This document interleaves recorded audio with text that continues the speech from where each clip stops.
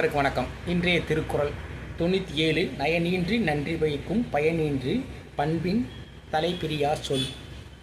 நன்மையான பயனை தரக்கூடிய நல்ல பண்பிலிருந்து விலகாத சொற்கள் அவற்றை கூறுவோர்க்கும் இன்பத்தையும் நன்மையும் உண்டாக்க கூடியதாகும் என்ற திருக்குறளில் கலைஞர் ஐயாவின் ஒரு உரையிலிருந்து சொல்லிக்கொண்டு இன்றைக்கி பார்த்திங்கன்னா வெண்மை மாத இதழிலிருந்து தான் ஒரு குட்டி கதை.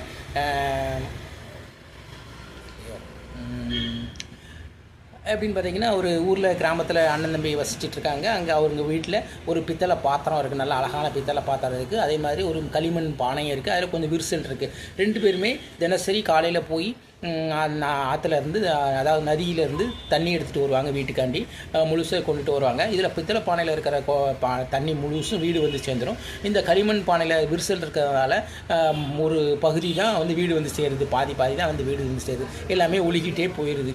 அப்படி இருக்கிறச்ச அந்த அவன் வீட்டுக்கு கொண்டு வந்து கொடுக்கும்போது பாதி தான் இருக்குது அப்படின்னு சொல்லி இந்த பானை வந்து நான் ஒன்றுக்கும் லாய்க்கு இல்லாதவன், இந்த மாதிரி இப்படி இருக்கேன், புதுசாக தண்ணி இல்லாமல் உங்கள் கொண்டு வராமல் இருக்கமே அப்படின்னு சொல்லி இந்த பானை வருது, அழுது. அப்போ அந்த சிறுவனை வந்தோடனே அந்த சிறுவன்கிட்ட சொல்லுது, என்னால் இந்த மாதிரி முழுசாக வீடு வந்து சேர முடியலையே, தண்ணியை பாதி கொட்டிட்டு வந்துடுறேனே அப்படிங்கிற மாதிரி அது வருத்தப்படுது. அப்படியா, ஒன்று இதை பற்றிலாம் ஒன்று கவலைப்படாத அப்படின்ட்டு மறுநாள் தண்ணி எடுக்க போகும்போது நீ வரும்போது நீ முன்னாலேயே பார்த்துட்டு வர, கொஞ்சம் பின்னாடி திரும்பி பாரு அப்படின்னு சொல்லி அந்த பானைகிட்ட அந்த பையன் சொல்கிறான். பின்னாடி திரும்பி பார்த்தா இந்த பித்தளை பாத்திரம் கொண்டு வந்து தண்ணி கொண்டு வந்த இடத்துக்கு சைடில் நடந்து வரும்போது அங்கே வெறும் மண்ணும் சோறும் வெறும் தரையும் தான் இருக்குது.